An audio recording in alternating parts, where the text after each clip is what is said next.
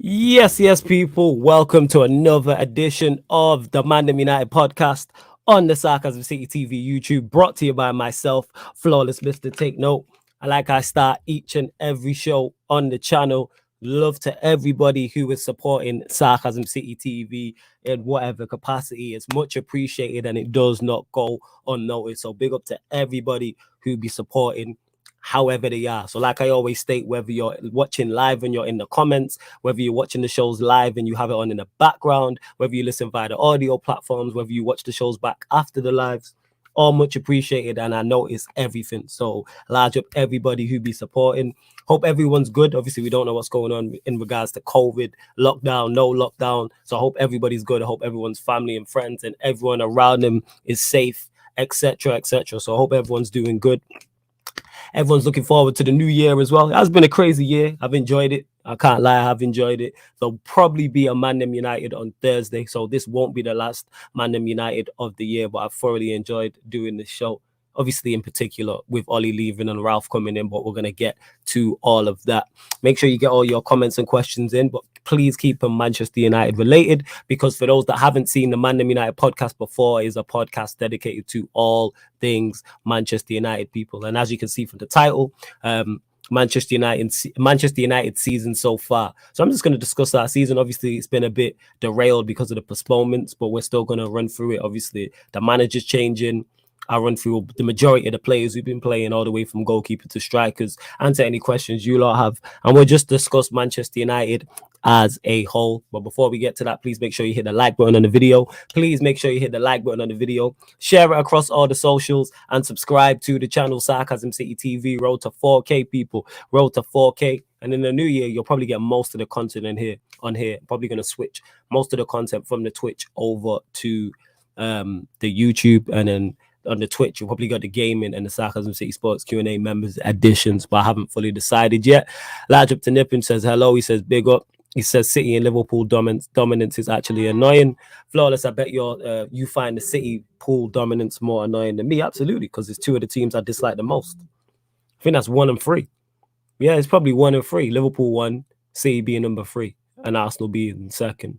So probably, yeah, I would say so. Big up Steph Brown. Says big up Flawless, big up to you. Says can't wait to see United back. Neither can I, which we are going to get into on this show as well. So like I said, Manchester United's rating season so far, and I think it's only right we start with the new manager. I think it's only right because he is a breath of fresh air. So I can only speak for myself, and it seems the fan base as well. I haven't seen the United fan base this happy in a minute, like in a long time from when he came in and what he did, just solely in the first game. Mainly the first game against Palace. We'll get into the Norwich one, but the first game against Palace, we've seen the difference he's making already on the pitch. Like him coming in with the 4-2-2, United pressing high against Palace. And even though we only won the game 1-0, even if we would have drew 0-0, I still would have been happy with the performance because I can see the building blocks he's already putting in place. So salute to Ralph Rangnick on that.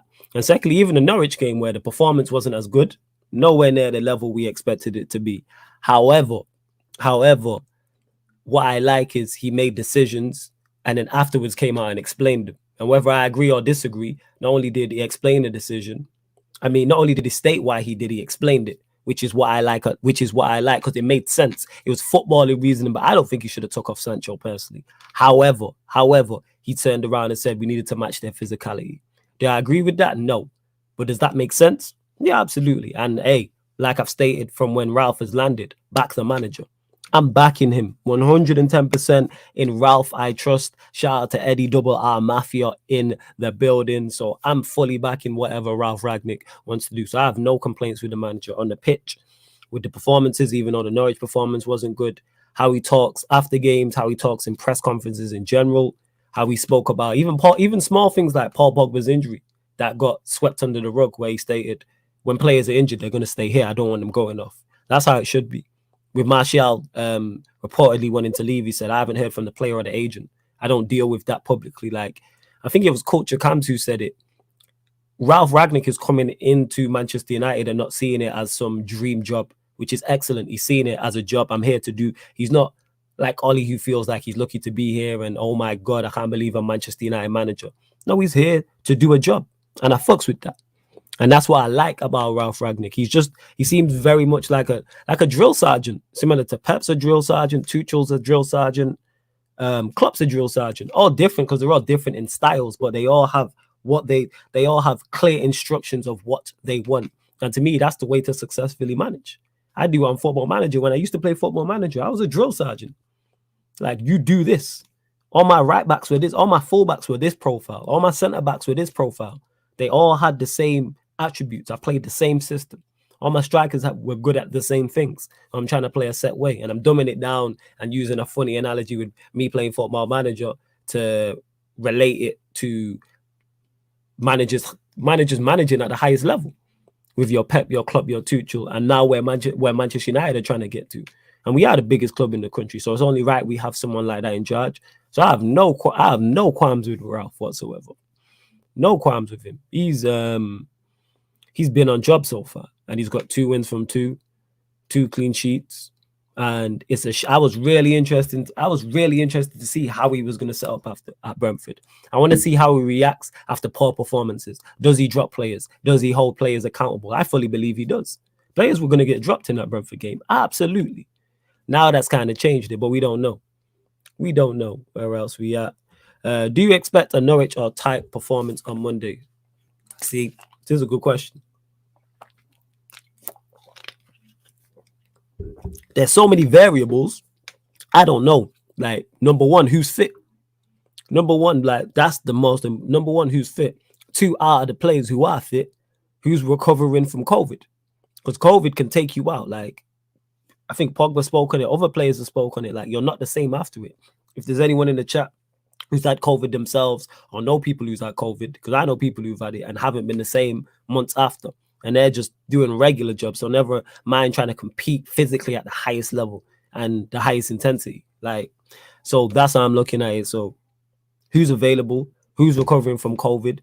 How much time has he had on the training pitch? Like, these are all variables. So I'm just looking for a win. During this Christmas period, it's always about results anyway. During the Christmas period, when you're playing 2 games in 4 or 5 days, performances don't really matter. It's about results. Was I looking more at the performances because Ralph was coming in? Yes. But now with this and the way it's been disrailed, I can't expect an exceptional performance. I'm hearing only 18 players trained and 2 of them were goalkeepers. So he's got 16 players to choose from. So we just need a result against, and Newcastle are poor side. We should beat Newcastle. If we don't beat Newcastle, I'd be very disappointed because they're shocking. They're getting relegated. Like, they're a shocking side. 110%. Rooster TV says some players are back in training. Yep, some players are. Who is back though? Who is back? Big up Flawless. No, it says, Flawless question, why didn't Martial fulfill his potential? Multiple things. Martial, number one, just not doing enough when he's got his chat. Like last season, he didn't do enough, poor season. Number 2, not being given the best possible platform to succeed as well. He was under 2 very defensive managers. He was under Van Gaal, he was under Mourinho, and then he's not good enough. And then he's under Ollie, who's just not good enough. And then you're being played striker, then you're being played left wing, and there isn't really a set system. And all our attackers suffer. We see it. We've seen it. I state this all the time. Manchester United is not the place for you to thrive as an attacker. You might thrive in terms of GNA, like a Rashford has in the past, like a Bruno has, like a Ronaldo has, but your performances will still get criticized because it was individual brilliance FC. Everybody was out there for themselves. So yeah, like I said, it's definitely multiple things. Definitely Martial, he has to take accountability and blame. His performances haven't been good enough overall for the talent and skill level he has. However, the team around him hasn't been good enough either. See it with Ronaldo. Ronaldo's coming and all of a sudden, for the first time in his career, Ronaldo's getting doubts. Since the first time he joined United. Like, from when he joined United, it was like, oh, can he make it? Does he do too many skills? Does he produce enough? Does he get enough end product? Then after that, he's been plain sailing for him. Once he turned it around the season, I think, was it after the Euros? It was the season after the Euros, so like 06. So we're talking from 2000 and... No, the Euros was... Oh, wait. Oh, they knocked him out twice. Which Euros was it? Yeah, was it 06, 07? I can't remember which Euros it is, but anyway, from 06 to 07, let's just use that, all the way up until 2020, Ronaldo's never been doubted in his entire career. So his Manchester United career, the entire Real Madrid career, the entire Juventus career. Now he comes back to United, and all of a sudden there's some issues about him pressing. And that's Cristiano Ronaldo, arguably the greatest goal scorer ever, arguably the greatest goal scorer of this generation. So that's him. Greenwood, who's one of the brightest talents I've seen in a long time. Get me from Carrington. In a long, long time. Greenwood, cold. He's been doubted. Rashford, he's been doubted. Bruno, the same. Cavani's on his way out, which we'll get onto. He's been doubted as well. That's what it is. You're not here. You're not given. I use this saying all the time in this phrase. You're not being given the best possible platform to succeed at United. Simply, that's what it is. Marge here says, Martial has to stay. We must promise him starting position every game. I think a 4-2-2 suits him. Suits him down to a T. I think a 4-2-2 suits Martial because he's not playing up front by himself, which suits most strikers, to be honest. And then he'll be playing Ronaldo. Let's say it's Ronaldo, Pogba, Sancho.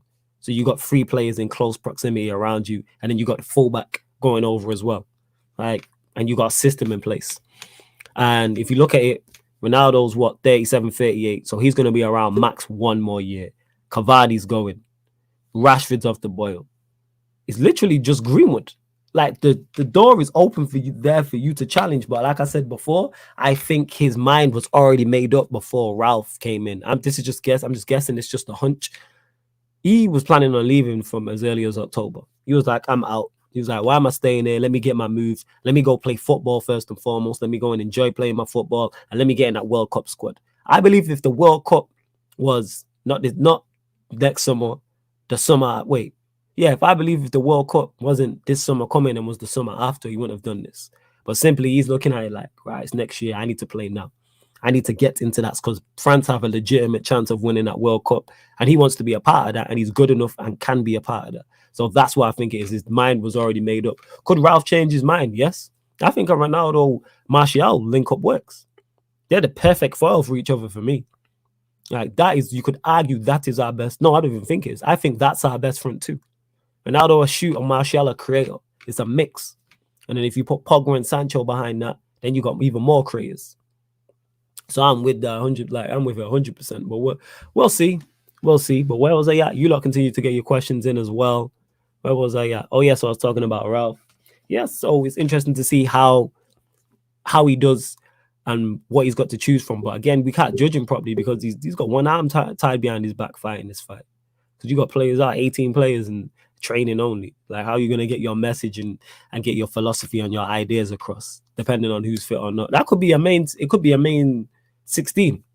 Like, he could have the main 11. We don't know what his first 11 is, but his first 11 could be fit. We just don't know it yet. Like, that could have been the team he picked. Because I don't know who's out and who's not. But you're going to get games. Big up to little bro Ryan in the cut as well. Right, where was we at? Yeah, Ollie, there's not much talking about him, like, not good enough. As I stated at the start of this season on this very show, not good enough. And hey, there's no Ollie Inners no more. You know what I mean? That man disappeared quick. Let the apologies be as loud as the disrespect was. When I was getting it, oh, you're not a true Manchester United fan. Don't celebrate when we win. You're only doing this for views. You're only doing this for clout. You're only doing this for money. Like, I haven't been a Manchester United fan my entire life. Like, I'm not Mank, born and bred. Rounds 20 minutes away from where I am right now. Like, cut it out, man. You know what I'm saying? They can't pull that. Oh, you're not from Manchester card with me. Mank, born and bred. They can't pull that. You know what I'm saying? Oh, you're only doing this for clout. Go back and watch previous when I was on radio. Go back and look at old tweets when I'm saying the same thing before I was content creating. Like, cut it out. Cut it out. Not good enough. Glad he's gone. Onto the goalkeepers. Because this was a debate and Emmanuel's probably going to pop up at the start of the season. Because I wanted De Gea gone. I stated this. I wanted De Gea gone. And not because I thought Henderson was better. I was just done with De Gea. 3 seasons he's not been at it. He was okay last season. He was poor 2 seasons before that. So that means we're going into the 4th season where we need a good season from you lot. And thankfully, I've been called wrong. Has he made a couple of mistakes? Yes, but for the most part, he's been exceptional. For the more, he's been David De Gea revolt. He's only made, I think, 2 mistakes I can think of. Just a couple.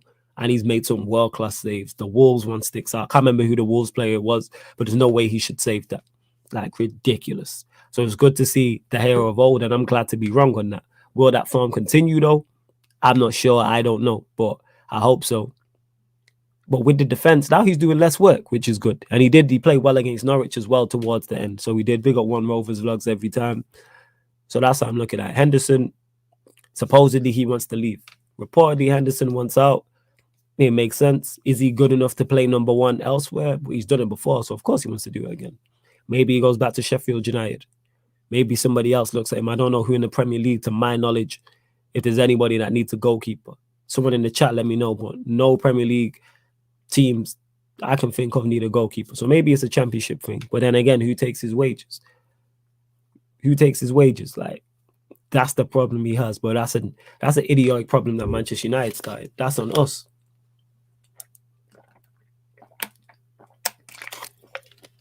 That's on us. Right.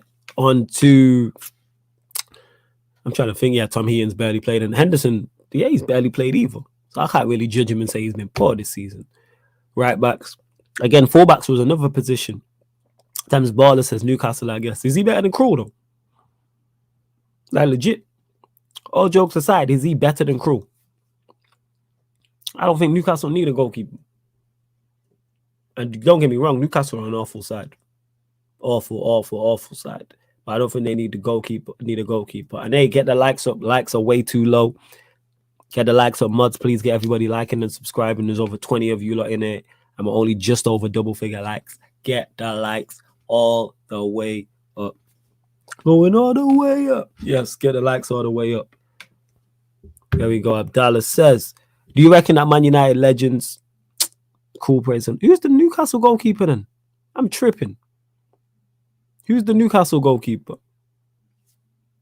I don't follow these teams down the bottom end. I'm tripping. We all make mistakes, people. Who's the Newcastle goalkeeper? I know they got a decent keeper, though. Darlow plays for Newcastle. Is Henderson clear of Darlow? It's a question. I don't know. It's a question. So I don't know. And Newcastle can afford his wages. But did they go in and get Dean Henderson? Or did they go try and get a level above Dean Henderson or levels above Dean Henderson? That's the one, Dubravka. That's it. I knew they had a goalkeeper. He's not better than Dubravka. I knew it. I knew there was a goalkeeper. Told you Emmanuel will pop up when I start talking about the hell. Told you, innit? Like, I knew it. Like clockwork. You know what I'm saying? Like clockwork. I'm telling you. Where we at? So yeah, like Henderson, where does he go? And he has to take a massive wage cut. Do you reckon that Man United legends from the past get disrespected too much? People tried forcing the agenda that Bruno is better than Cantona, which isn't true.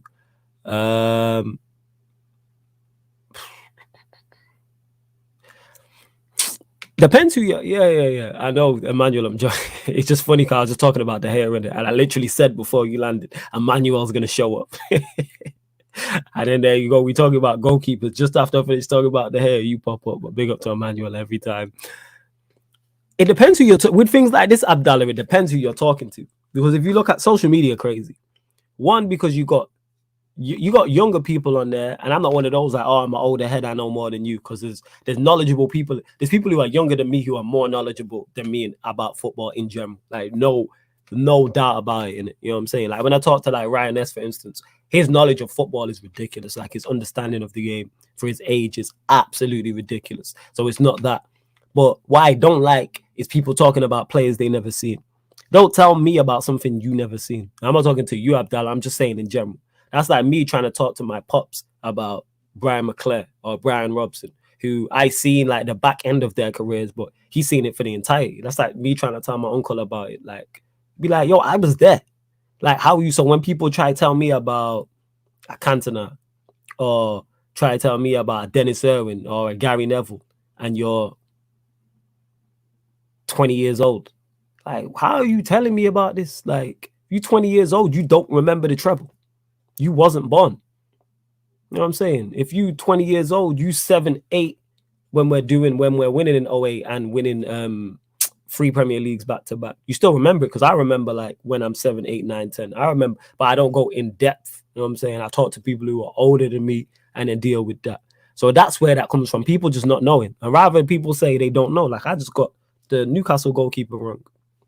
It's no biggie. Like it happens. I'm not going to be like, oh, like, nah. I don't know Newcastle like that. I just knew the goalkeeper. I just mixed it up. It happens. I knew it was a relegation side though. Where was we at? So yeah, and Bruno's nowhere near Cantona. Nowhere near. And not the numbers tell you that. Look at the impact and how people talk about Cantona. Like, he was the catalyst for United's success. Like, he was the guy that took it to the next level. Like, I don't know, it's kind of like a record label that's dying, and you sign the rapper that goes multi-platinum, who saves the label. That's what Cantona was. People don't understand that. Leeds sold Cantona to Manchester United thinking he would be a problem because he had issues there. And United had good players around Cantona, don't get it wrong, but he was the catalyst.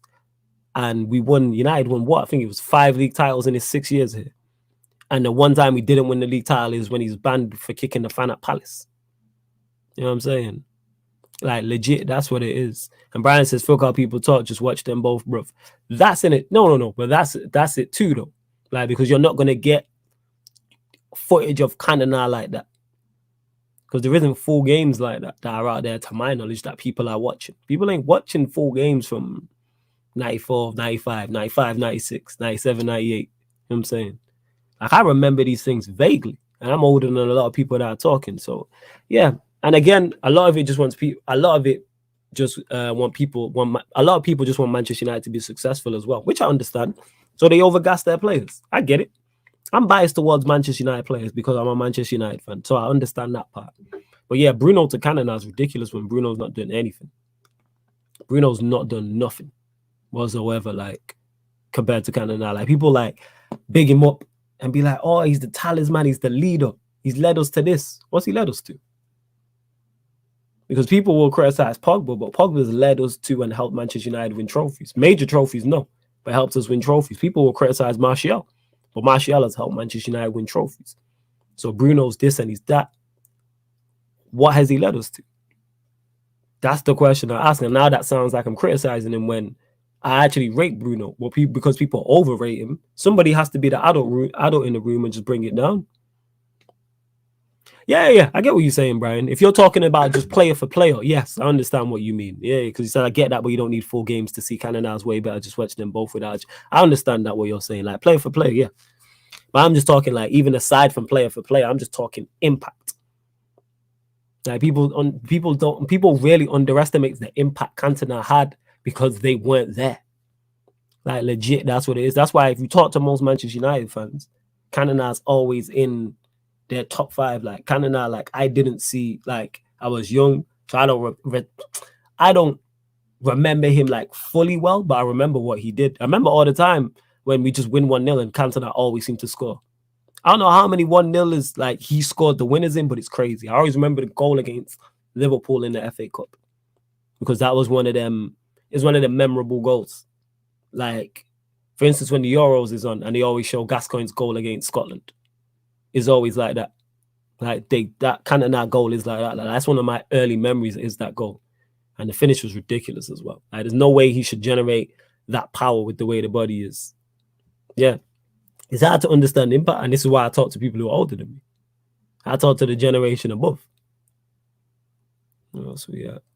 But yeah, good quiet. You lot continue to get him in as well. Large up Flex every time, and he doing his thing. Flex from the United view said Gary Neville, John O'Shea, Wes Brown, Hargreaves, Valencia, Young, Fletcher were better right backs than Wan-Bissaka. He's not lying.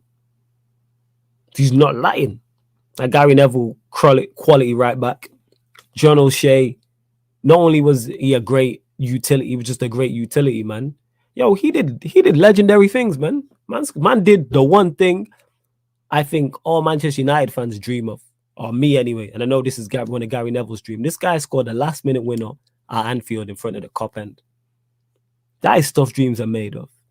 This guy played in net at Spurs. This guy megged Luis Figo. Like, legit megged Luis Figo, dropped the shot, knocked it through the legs.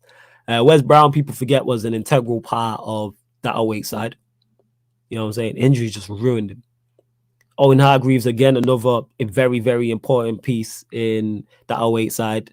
Valencia, when we originally signed him as a winger, played very well, and for a right back for a period. Ashley Young did a job. Was he a part of? I think, yeah, he was a part of the last side to win the league title. So he was a part of that. Fletcher, when he did a job there, even though he was a central midfielder, like, so yeah, I wouldn't disagree with that. If Flex said that, that's pretty much spot on, but that's no surprise because Flex is a very, very knowledgeable individual. So it makes sense. Varane is back. Exciting to see Ralph starts behind Fred. Glad Varane is back, number one. I'm going to get onto our centre-back pairing. Exciting to see Ralph starts besides Fred. That's the best thing about it, Mohammed, is the unknown. We don't know what he's going to do, but we're going to see. I said I don't know about Fletcher, no lie. I think I get what he's trying to say in it. Even though Fletcher wasn't a right back, he can do a job there type of thing. Oh, how can I forget the dink against... Oh, my God. That's one of my favourite games of all time. I legit remember watching that live. It's crazy. That is one of my favorites of all time, innit? Like, ridiculously. Like, ridiculous. Because that was the I'll see you out there. United and Black Kits, we spoke on this, on a Red Talk. It was me, it was Rant, it was Aaron, it was Bainesy. And we're talking about just how cold United are. Like, a lot of our best moments have come when we've worn dark kits, whether it's black or whether it's, like, the dark blue. Like, we just done skengman shit.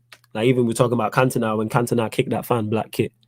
When John O'Shea dinked, you know what I'm saying? Dinked out, was it Almunia in that? I can't remember who it was, but yeah, when he dinked the goalkeeper. You know what I'm saying? When Ronaldo was shushing the Highbury crowd in the black kit. Like, all types of skengman-ish. Skengman-ish when Rooney scored the winner at Anfield, black kit. When Lingard did the Melly Rock, dark kit. When Lingard moonwalked, dark kit. Like, Jesus. Like, yeah, man. That was just on cold.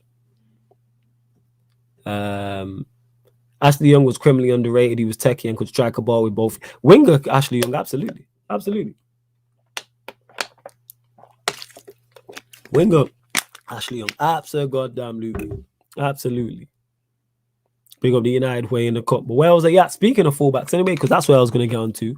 Wan-Bissaka, that was another talking point. And our fullbacks going into the season, and it's just been deemed not good enough. That's the problem, man. Not good enough on the ball. And we've seen Dalot's impact in the game against Arsenal and the game against Palace. Like, where the game against Arsenal, he's drove and he's played a simple pass down the line for Rashford, but it's a pass that Wan-Bissaka doesn't make. So if Wan-Bissaka is there, we don't equalize and maybe we don't win that game. Even the one against Palace where he's carried the ball. Wan-Bissaka don't carry the ball. And this is what I was saying and why I wanted to see Dalot. Because Dalot will offer us more going forward. And in the modern day, your fullbacks have to be an attacking outlet. They have to be a creative outlet. They have to be an attacking outlet. Like, you can't just have defensive fullbacks anymore. Like, it doesn't work. You have to be able to overlap. They have to be able to get up and down and be able to offer something from those wide areas and give the opposition something to think about. So, yeah, man, Wan-Bissaka, poor. Dalot's been very good. It's great to see, like, a Dalot. I ain't going to call it a remontada, but I've said this about him for the longest. He has all the attributes to play in this team, but people wanted to dog him, and I don't know why. Never understood it. I know he played against Villarreal and Danjuma did him. That's going to happen. There isn't a fullback out there that hasn't had a poor game, and he will have a poor game at some point. Same way Tellez will have a poor game at some point. But all defenders have poor games. I don't know if it's FIFA. I don't know if it's because of Football Manager where people think these players are robots and don't have poor performances. They will. Whoever you think the best fullback is in the world will have a poor performance. Same way with the centre-back. Your favourite striker, I guarantee, has missed a sitter at some point and will miss a sitter at some point this season. Like, so Wan-Bissaka poor, and I'm glad to see Dalot getting his chance, and it seems that he's the first choice right back. Love that. Onto the left back, pretty much the same. I said the same about Tellez.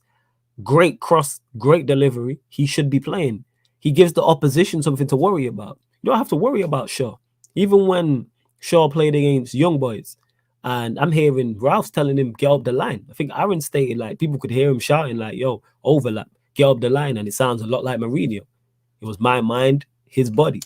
That type of thing. So I'm glad to see that it looks like Dalot and Tellez are our first choice fullbacks because it needs to be done. They offer so much more. And I'll forgive them defensively because of what they offer going forward. And defensively, they've both been on point since when they've come in. Arsenal, Palace, Norwich. I had no qualms with any of them defensively. And they're supposed to be absolutely awful defensively according to some people. So that's what I'd say. Large up Beezy says, big up everyone and Merry Christmas. Can't lie, I hate United, but big up the bros and stay lit, stay safe. Big up, big up. Where else we at? Wan-Bissaka is good 1v1, but he's not great positionally. Technically, or being an intelligent player in the final third, he doesn't offer much, to be honest. Yeah, it's not enough. Again, Wan-Bissaka can be utilized for special for certain games. Like, for instance, if you're playing a back three and you need someone to do just man mark and do a job on someone, I'm with it. Like away at PSG, he was quality against Neymar and Mbappe. That's the type of game for him. A game where the opposition's going to have the ball. If you throw Wan-Bissaka in a back three or playing right back, cool. Cool. No issues with that whatsoever. There's still a place for him in the side, just not as a first team regular. Not in the slightest. Yeah, get the likes up and that. Smash the like. Make sure you do that. Abdallah says, people act like some of the best right backs and left backs haven't been cooked before. James, Trent, and Cancelo have been cooked on multiple occasions throughout their career. Exactly. But I don't know why we live in this era where people think these perfect players who make zero mistakes exist. They don't. You just have to limit that. If it's happening far too often, then it's a problem. And again, it will happen to Delo and it will happen to Tellers. And remember, I said this on this very show. People will go over the top. Oh, this is why Wan-Bissaka needs to play. This is why Shaw needs to play. Gary Neville's already been on the bye already. Oh, the fullbacks look exposed. Now all of a sudden, Ollie's gone. You can analyze things tactically now. You're offering insight now. But before, it was none of that. It was none of that. And they've been the better part of Rouse. Not even Rouse reign. They've been since Ollie left. I've been two shining stars, not shining stars, but they've been two bright sparks, I would say, easily. Even against Arsenal. Like I said, Dalot was involved in the goal. Like both defensively solid. Like everyone's hyping about Martinelli. Tell us, pocketed him. Are we just gonna overlook that? Pocketed him. Yeah, even Ashley Cole, the best left back in the Premier League, I agree he is. Ever got cooked a few times. It happens. And that's Ashley Cole. This is not what we're doing. Mohammed says, please, Ralph, I need to see Martial in the 4-2-2. Ronaldo will be eating good. Sancho, Pogba, Martial, and Ronaldo. Mad chances create. It's mad that you said that because that's the exact four I'd pick. And that's the exact four I mentioned before. Absolutely. Someone asked me as well about one, but let me get to it. Brian says, if Wan-Bissaka and Maguire were both 50 million, who's the worst signing? I have no idea. Probably Maguire, because I at least believe Wan-Bissaka can get utilized at times. So I'd say Maguire. But if somebody said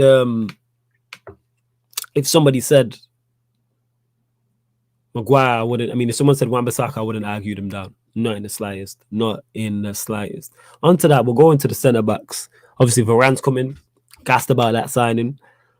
He's had a couple of injuries, but from when he's played, no qualms. I know people had some issues. Would he adapt? How would he do without Ramos? Been fine to me. Been a bright spark. And the numbers show that when he's not played, we've conceded much more.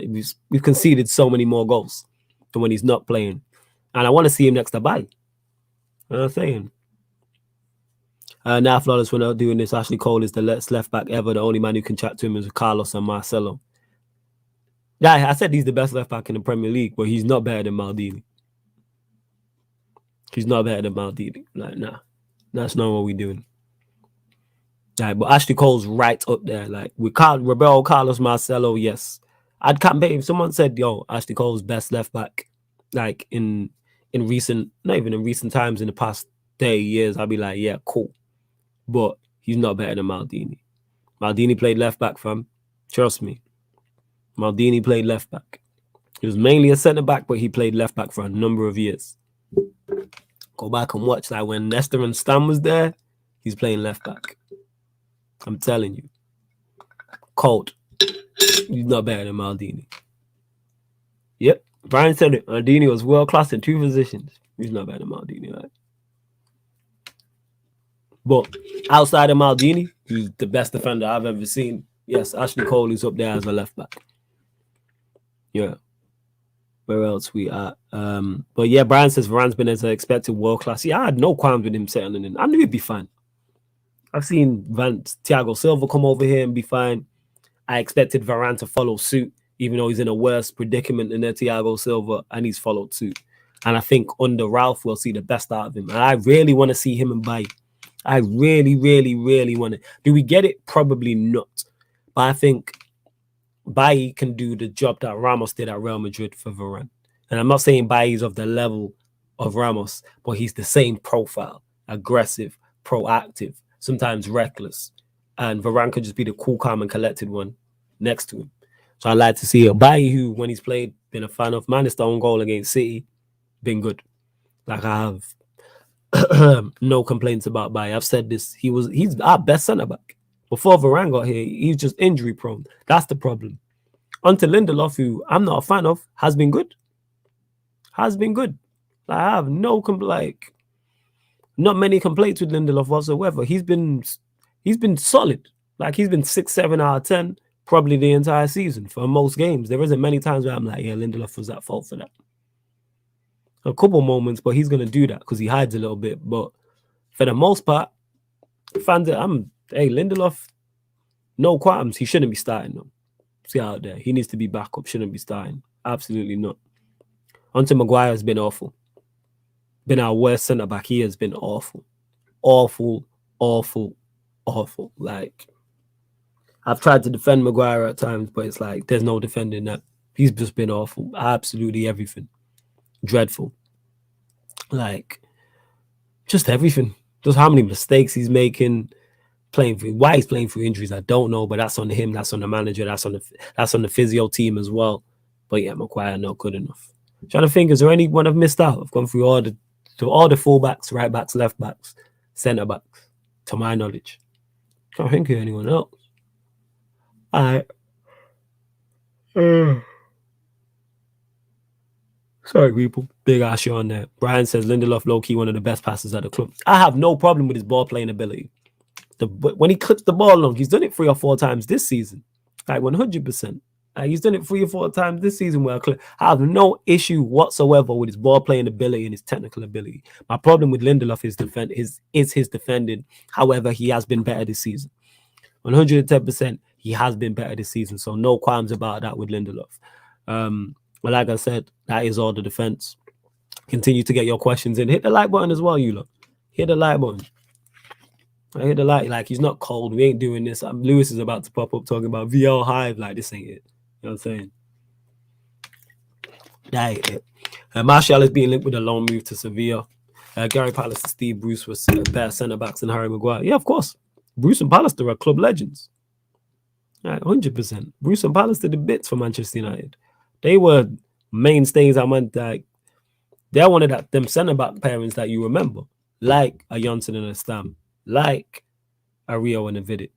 They're right up there as 2 centre-backs you remember during United being successful. Where else we at now? Onto Fred. Onto Fred. Again, especially under Ralph, it's only been a couple games, but we've seen the best out of him. And I've said this before, that's what managers are supposed to do, is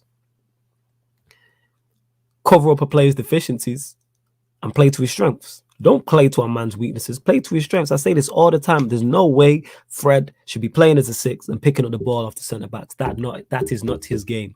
Use his high energy and his tenacity and his pressing higher up the pitch. And we've seen that. I don't want him picking up the ball off Varane, Lindelof, Maguire, by whoever's playing centre-back. Now we're seeing the best out of Fred. And I think we will continue to. Because pressing and high energy is his game. He's got no qualms with that, and he's been one of our better players so far this season. Actually, can I say that he had a couple poor games? Actually, I remember against Wolves, he was in particular was poor. But yeah, again, yeah, he's not a world class. Pastor Fred, my guy, I've said Fred isn't as bad as what people make out to be. He's not world class or top class, but he's a good player. That's it. He's a good player. And then when you don't play to his strengths, you turn him into an average player. But yeah, he's a good player, and that's what it is. But Brian, I agree, he has been good recently. So that's what I'd say about that. Onto McTominay, just not good enough, man. It's not good enough. Simple as that. We all do this leading up into the season, though. Just not on the ball enough, not brave enough, not impacting games enough. Defensively doesn't offer much. Offensively doesn't offer much. It's like, what are you doing? Like, it seems like midfield. I say this all the time. Midfield playing as a 6 or 8, you can kind of get away. I don't know why it is. Fans let you get away with not being great at anything in there. Like, we spoke, like, as a goalkeeper, you have to be great at goalkeeping. Like, in terms of, that's a Michael Owen quote. As a goalkeeper, you have to be great at goalkeeping. But you get my point. Like, you have to have good distribution. You have to be a good shot stopper. And if you're not, people will criticize you. As a fullback, if you're not good going forward, people will criticize you. As a centre back, if you're not proactive and you're not good one-on-one, people will criticize you. As a 10, if you're not creating and scoring goals, people will criticize you. Wide players the same, strikers the same. But you can kind of be a 6 and not be great defensively or great offensively, and nobody says anything. No one says anything. I don't understand that. McTominay offers nothing on either end. He's not a destroyer type in terms of Ndidi. He don't screen like a Fabinho. He's not a deep line playmaker like a Jorginho. He's not a box-to-box like a Sissoko. He doesn't get forward and create. He doesn't score goals. What does he do? What does he excel at? Apart from getting across the ground and being 6'2", 6'3". Oh, no. Who else we got? On to... actually, that's before this. Big up Samuel in the cut as well. McTominay just a taller version of Jay Sperrin, but he's still clear of Ross Barkley. This guy, you're a joker, Abdallah. McTominay should be playing for clubs like Everton, Glasgow Rangers, Newcastle United, Southampton. You don't get an Everton side. He's not better than Allen or Decore. Rangers, I don't know who's in their midfield. Newcastle, I don't even think he gets a Newcastle side. I'm not going to lie. Southampton, Ward-Prowse, Romeo. Nah. I don't even think he gets any of them side. Getting any of those sides. McTominay is a dead baller, constantly hiding on the pitch. Only comes alive when we don't have the ball, but when we do, always hiding behind opposition players. It's so jarring. Now I hear that. Flawless, big up. Who would you like to be United's permanent manager at the end of the season? We've been linked with the sporting manager. I'll say this: whoever Ralph wants, back the manager. Whoever Ralph wants to get in, I'm fully on board with. I'm cool. McToenails, who's worse, him or Coughlin? Him. Because I actually remember Coughlin, like, I know what his style is. I know what he's trying to excel at. I get it. Like, he a destroyer type. The only poor performance I've seen from Fred was when I had Doma Traore. Baby oil and vibes cooked him. Yeah, you wildin', man. You wildin'. You wildin', Abdallah. Ross Barkley is the best. You're a joker. It's the worst. Yo, McTominay, no. Ross Barkley is better than McTominay. At least Barkley will carry the ball and offer you a threat going forward. Like, McTominay don't even do that. He don't even do that. But yeah, where else we at? Matic. When he's coming, it's just done Matic things. Like, you know what you're going to get from Matic. He's another one. You realize if you put a system in place, you'll get the best out of him. We know what he's good at and what he's not good at. Matic is very good at screening. I like his progressive passing in terms of passing him through the lines. And yeah, that's what you want from your DM. I don't need you to have legs and begin just screen, sit, tidy up, be tidy on the ball, pop the ball off and cool and keep it moving. And Matic is more than capable of doing that. So I'm all for it. Donny van der Beek always looks bright. Always looks bright. We've seen it against Watford when he came on, and you've seen the difference he made in that game. Always looks bright. Needs to run a games. A Fred and Donny midfield 2 in a 2-2 and a 4-2-2 could work. Absolutely, I could see that working. Absolutely. No qualms with Donny van der Beek whatsoever. He just needs game time. Because I think with game time and in the right system, he'll cook. That's all the attributes you need. All of the attributes you need. And he's more tenacious than people give him credit for as well. Like, defensively, he's better. Like, the whole hard yards, covering ground, tackling, he'll do all of that. And then he'll get on the ball and play. Like, plays great on the half turn, can beat a press. I'm saying short passing, longer passing, etc., etc. Like, I'm a big fan and have been a big fan of Donny. I just want to see him play. Abdallah says, Matic is wavy, he's techie, he can ping a ball, he can tackle, he can intercept. He's like Carrick, but with a little bit less tech. I'm going with that. I wouldn't say all that. He can ping a ball, but the tackling, intercepting, yeah, I'd say, and I think he's technically sound. But yeah, back to Donny. Just needs game time. Absolutely. Where else we at? Is that all the 6s and 8s? I believe it is. All right. We're going to the 10s. Well, there's only one 10 that plays, and that's really Bruno. So we'll run with Bruno. Needs to buck his ideas up. Too wasteful, man. Too wasteful. Too erratic. Say this all the time, man. Like, not efficient. And that bothers me in it because I'm an efficient don in it. Like, that's what I am. Like, be efficient. Like maximum efficiency. Why are you so wasteful? hate people being wasteful. Like, don't be wasteful, and he is. And you'll get away with that against teams that are not as good as you. But when you're playing better teams and you're having less of the ball, when you have the ball, you have to be productive with it. And I have no issues with Tens losing the ball, trying to make things happen. It's all about decision making. I say this all the time. If the through ball's on and the attacker and Bruno plays a through ball and it doesn't come off, I go fair enough. But if the through ball's not on and you're trying to force it and there's a pass out wide or there's a pass 10 yards, then I'm going to criticize you for that because that's shocking. Your decision making needs to be better. Just way too erratic, man. Giving the ball away carelessly. Was it the penalty at Watford? It was the penalty at Watford where the ball's thrown and he just kicks it up into the air. I'm like, what are you trying to do? I don't like that hoofball thing, man. Don't like it at all. And he is Russell Westbrook. You know what I'm saying? Like, we were calling Russell Westbrook Beige Bruno. Like, 110%. Bruno is the Portuguese Westbrook. Like, 110% he is the Portuguese Westbrook. Like, without question. Needs to be more efficient because he can be. I've seen him come on against Villarreal and make an impact. Because sometimes being a little bit more direct helps. And it worked. Him and Rashford came on. But not every time, man. Sometimes retain possession, move the ball, and tire out the opposition, starve the opposition of the ball.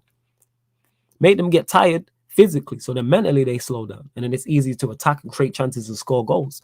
Just way too wasteful. And I can see him being a casualty. I don't see, once everyone's fit, Ralph putting up with that. Because he seems like a meticulous manager in terms of drill sergeant. He's not putting up with that.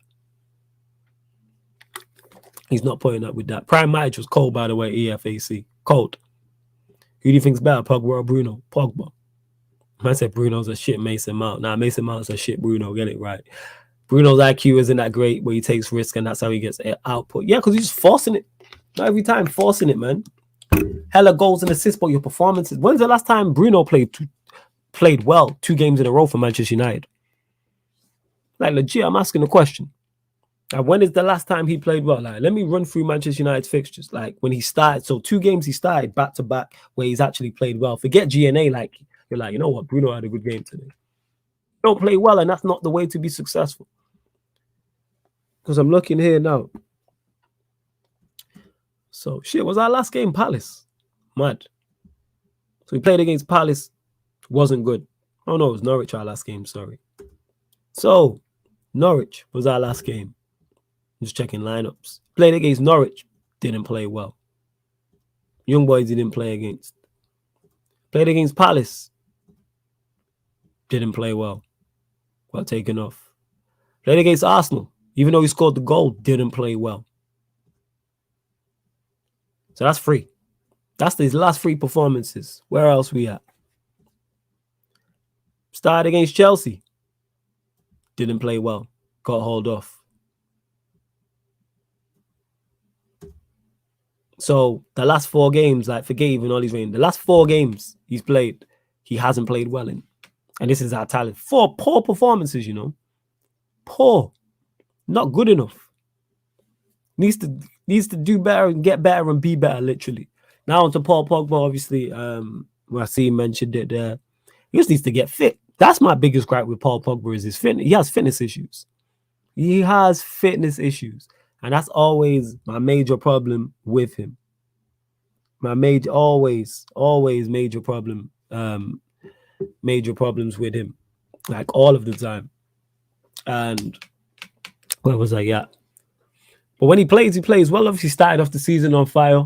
And then Ollie pushed him back into the 6. Again, he's another one in this 4-2-2. Like, people are talking about Fred thriving. I can see Pogba thriving. Because not only can you play him higher up the pitch, you're not playing him from the left. So you're playing him in an attacking position, central.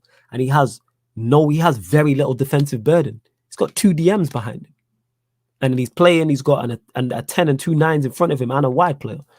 Even if he leaves in the summer, which I believe he will, we could see the best Paul Pogba. He could lead us to something. Whether that's an FA Cup, or whether that's an FA Cup or whether that's an FA Cup or whether that's a Champions League or deep into the Champions League, like 110%. Like, I think we see the best out of Paul Pogba in this system. Absolutely, he could cook.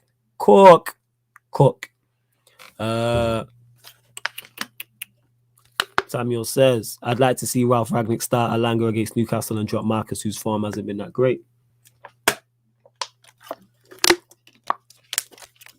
I disagree with that. I wouldn't start Alanga. You know what I'm saying?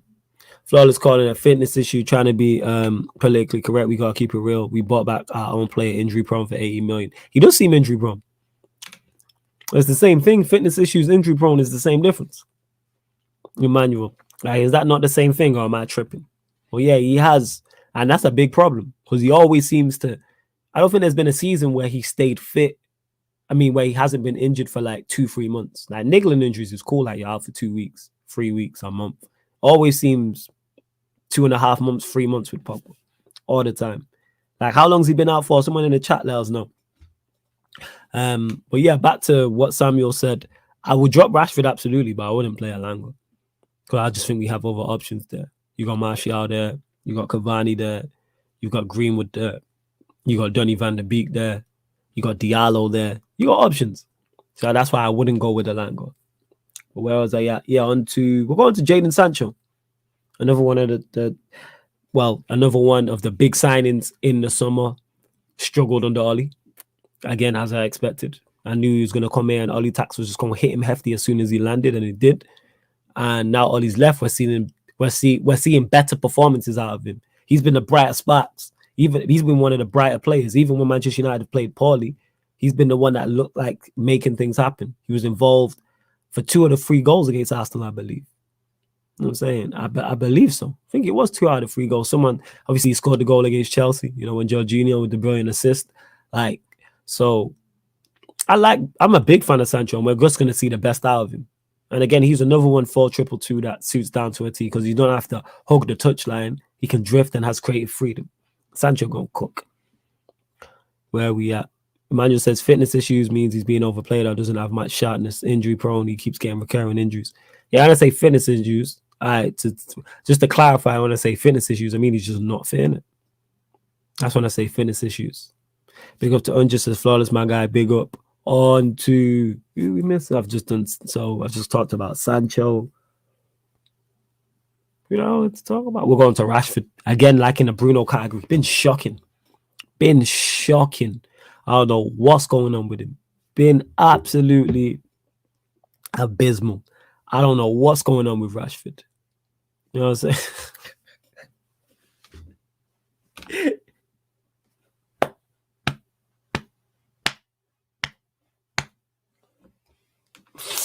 Sorry. You know what I'm saying? I love taking. I do that all the time. I'm be on this mic taking all like little short jabs and low blows and stuff like that in it, and shots people don't see in it when people catch it.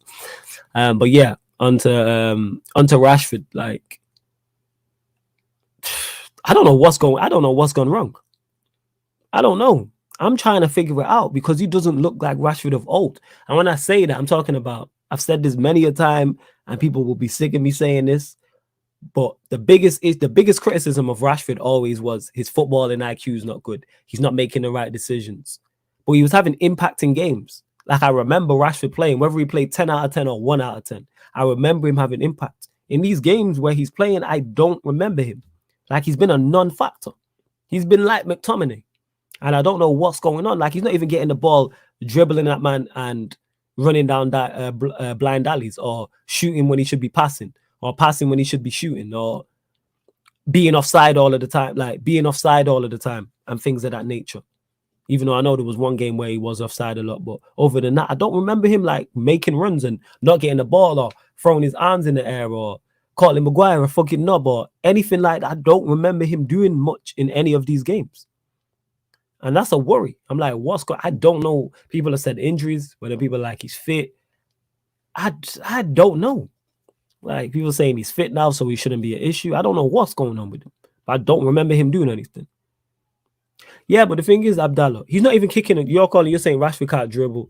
He's a casual kick and run merchant with good athleticism. I don't remember the last time he kicked the ball and ran. Like, I don't legit, I can't remember. Like, this was a prominent part of his game where he do this 4 or 5 times a game, or we do the flip flop. I don't remember. Or he dropped the shoulder and tried cutting and bang it, but yeah, I don't remember what's going on. Like, I don't get it. Don't understand what's going on with Rashford. Where else we at? Trying to think. Greenwood. Started off the season. I thought the first part of the season, he was our best player. Easy. Like the first 5-6 games, easily our best player. I think he scored. Did he score in every game? Like, did he score in the first 4 games or 4 out of 5 games or something crazy like that? Like, easily was our best player in the early start of the season. Tailed off when Ronaldo came in. I don't think that's on him. Obviously, Ronaldo was not the foil for Greenwood. His performances did dip. Obviously, Oli Tax is hefty, as we know. But pleased. And I think we'll see the best out of Greenwood again. He's another one. I'm excited about these man in this 4-2-2. Very, very excited. Unja still here. Like, okay, Unja. When Oli was in, no one wanted to leave. Sure. Like Pogba wasn't trying to bounce. But we move. As I was saying, where was we at? Oh, yeah, and Cavani. If Cavani wants to dip, Cavani can go. That's no major loss. I'm saying the only one I look at is Martial, but that's, only on that as well. But where are we at? I forgot where it was even at. Greenwood. Yeah, bright. And again, a player I'm a massive fan of. Massive fan. And I said it about Donny. I've said it about Fred. I've said it about Pogba. And I've said it about Martial. I say it about Greenwood. 4-2-2 suits him down to a T. I don't think he's good enough yet currently to play striker by himself. But him and a 2, him and Martial up top, makes sense. Even him and Ronaldo with 2 creators behind him makes sense. Because he just needs to be in the width of the goal. Get him with the ball in the width of the goal, he will consistently score goals. Simply. Like, he will consistently score goals. Like, 110%. Abdallah, hey, your fan base is calling your Monopoly Mount. You get me, Bruno? I'm hearing he's Bruno. You know what I'm saying? I'm hearing he's Bruno, man. You know what I'm saying? That's what man are calling him. You know what I mean? That's what I'm hearing him, and that's what I'm hearing from. I don't know, man. You talk to me, fam. Talk to me. Big up to YG. Now, Sani, when did I last say this? Can you elaborate? When you keep saying 2020 BC, what does that mean? I'll answer this. What makes you ask this? Because I've not said this in a minute. And 2020 BC is 2020 before Corona. That's me running jokes. So whenever you hear me say 2020 BC, that means 2020 before Corona. I think I got that joke from the Brilliant Idiots. You know what I'm saying? I listen to the Brilliant Idiots for those that listen to Charlemagne the God, Andrew Schultz, Wax. Hilarious podcast. Hilarious. I listen to it religiously every week. So that's where I got that joke from. But yeah, 2020 BC just means before Corona. And I was saying that Oli Tax was here, but like it survived Corona and shit like that. That's all. It's good to know my joke's still slapping though. Big up to YG every time, says big up Flawless, big up to you. But yeah, where was we at anyway? Apart from Unji trying to defend Oli. Greenwood. Yo, Cook in this system. I'm genuinely excited for when everybody's back playing. I want to see United play anyway, but I'm genuinely excited when everybody's back fit.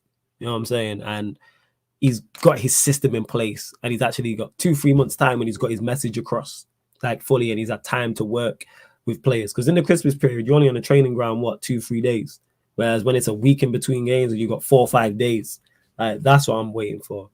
Who we missed? Have I missed anyone? Is it just Ronaldo? Ronaldo's the only one left. I've Pogba, Sancho, Greenwood, Rashford, Bruno. Yeah, we're going to Cristiano Ronaldo. Bainesy about to pop up in the chat, chatting shit. But large up Statman Baines.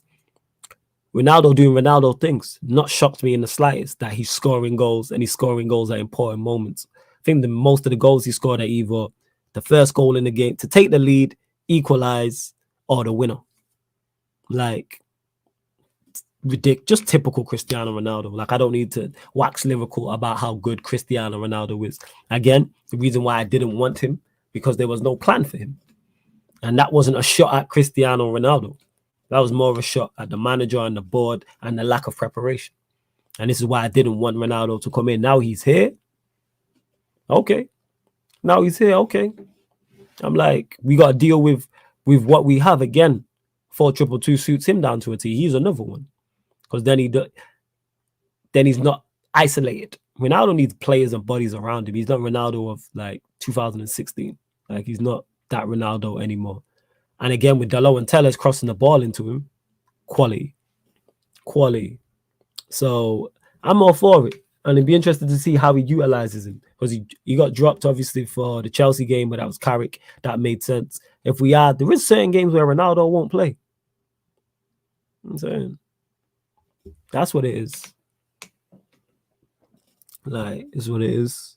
Big up to Kenan in the cut as well. I will get to all the questions. But again, there isn't much to say about Ronaldo. Apart from he's just Cristiano Ronaldo and he's just cold. Yo, Flawless, do you think Martial will get a chance under Ralph? Yes. Absolutely. Just because of the bodies. Like, he just needs to get his head down and work if he doesn't get his move. Because he's good enough to play. He's good enough to play in this. Like in a 2. I think he's a better striker than Rashford. So it's just Cavani's leaving, so it's just Ronaldo and Greenwood. And you're more than capable of like competing with them, man. Absolutely, goddamn. But will he get a chance? Let's wait and see.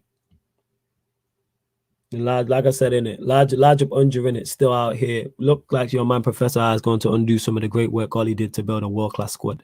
We don't have a world-class squad. I don't know who lied to you.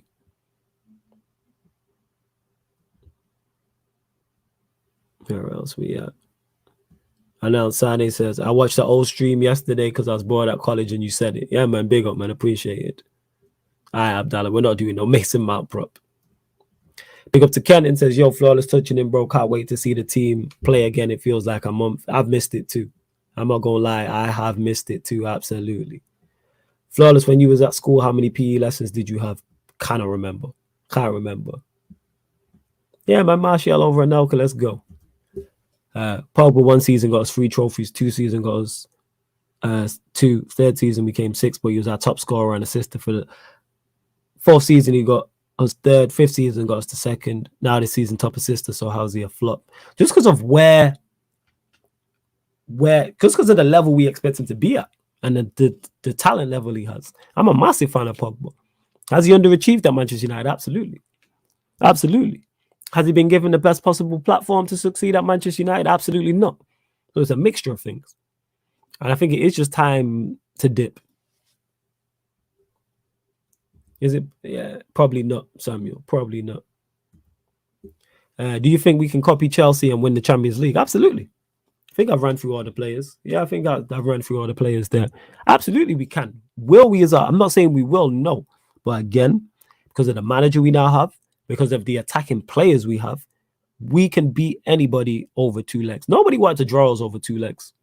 Let's keep it real. When that draw happened, none of those runners up was like, yeah, give us Manchester United. We're not the weakest opposition who won games. Like, absolutely not. You're not trying to see Ronaldo, Martial, Sancho, Greenwood, Pogba, Bruno, Donny van der Beek. Like, nah. Like, this is nah. Not in the slightest. Like, no.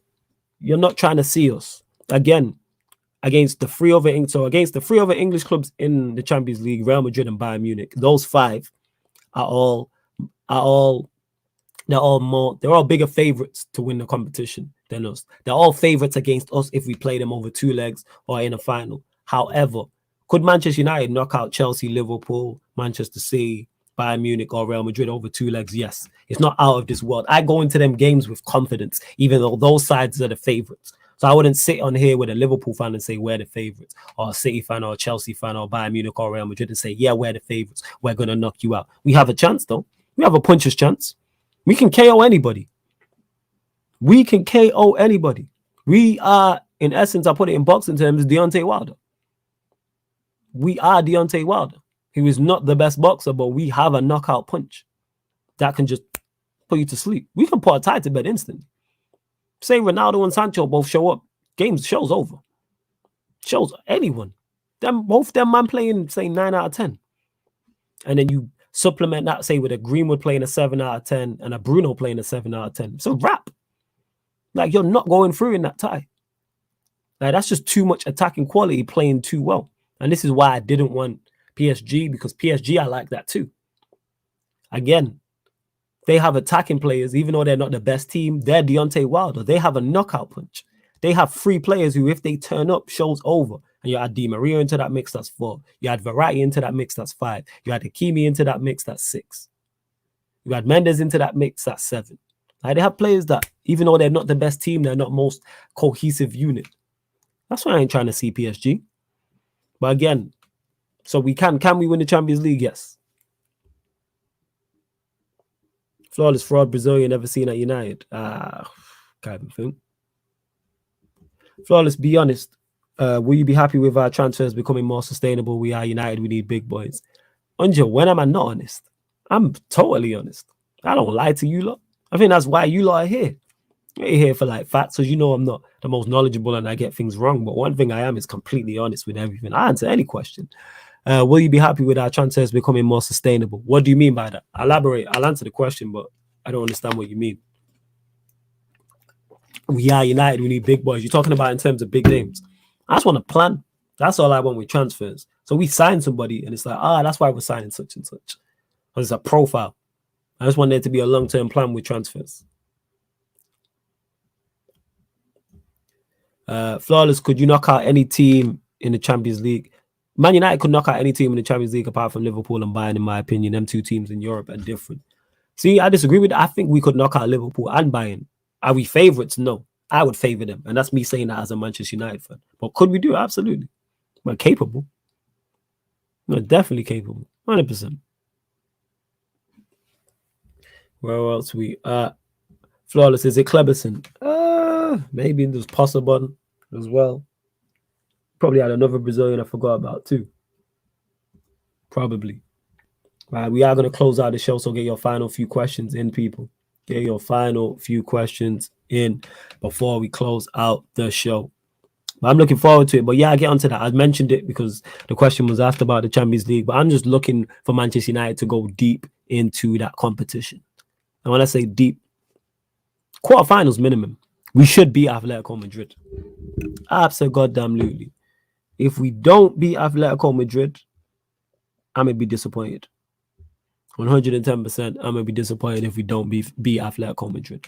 Then it's the quarterfinals.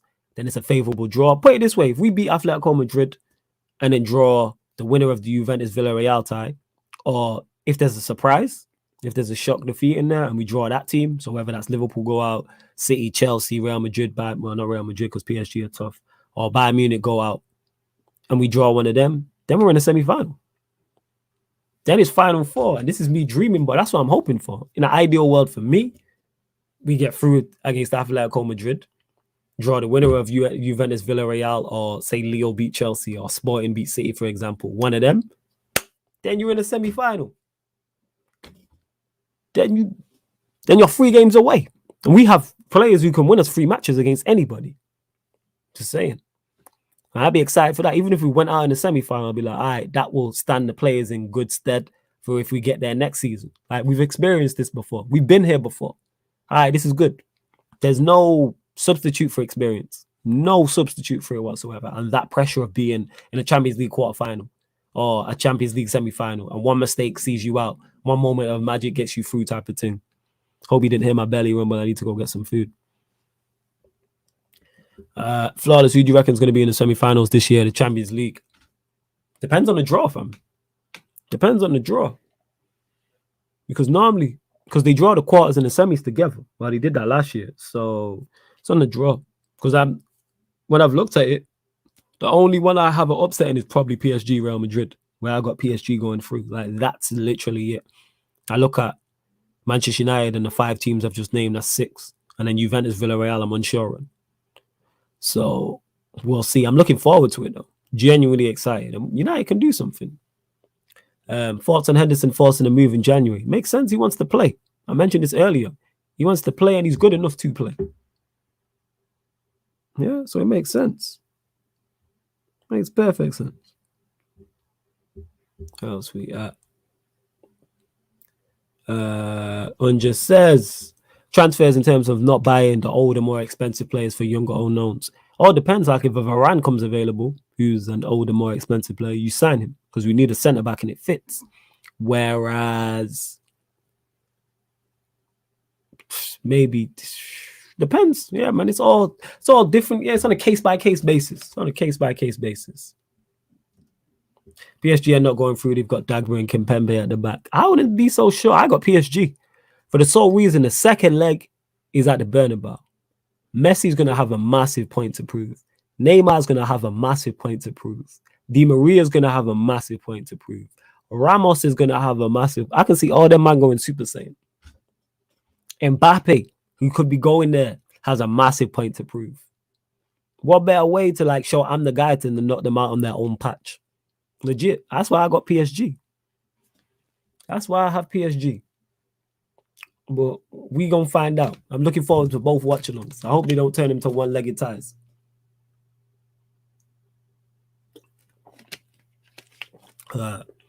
Flawless, who's the one player of your choice from each of the other big six clubs who you're taking?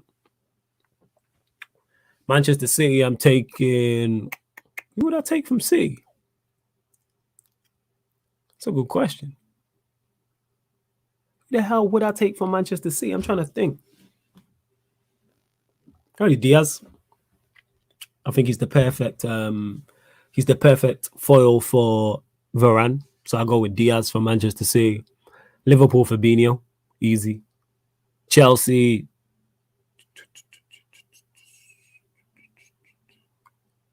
Who did I take from Chelsea? Jorginho.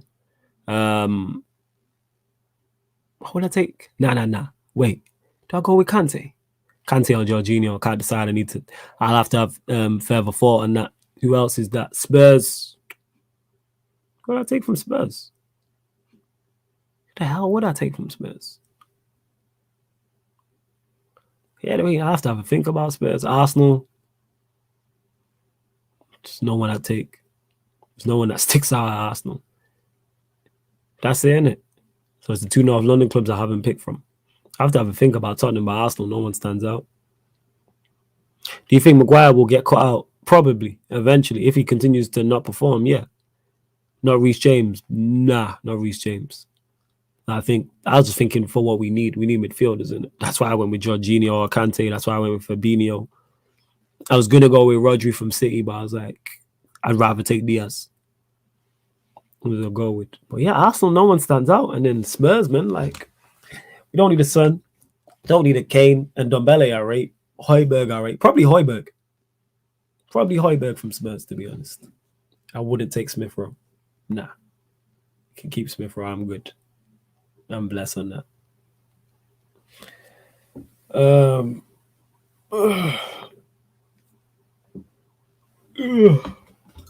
But yo, that's it, people. We're going to close out this edition of the ManDem United podcast. We're back tonight on the Twitch for the LA Lakers versus the Phoenix Suns. It's a late one. Maybe it's 3 a.m. So it's 3 a.m. UK time.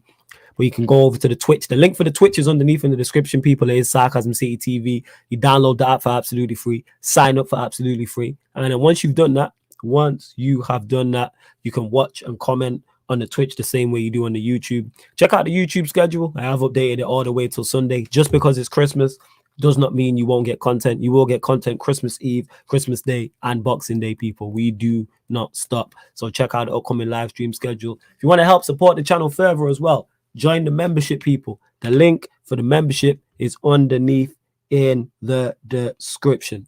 The link for the membership is underneath in the description, people. But yes, large up to Brass says large up, homie. I hope you lot have enjoyed the show. I will bring, like I stated before, I do enjoy these one-on-ones in regards to the ManDem United podcast. So yeah, we'll continue.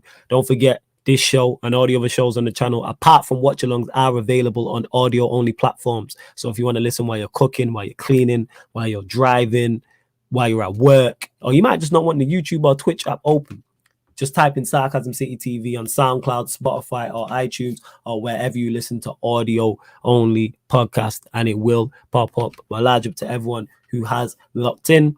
And this has been the ManDem United podcast on the Sarcasm City TV YouTube, brought to you by myself, Flawless Mr. Taint. No, thank you very much for tuning in.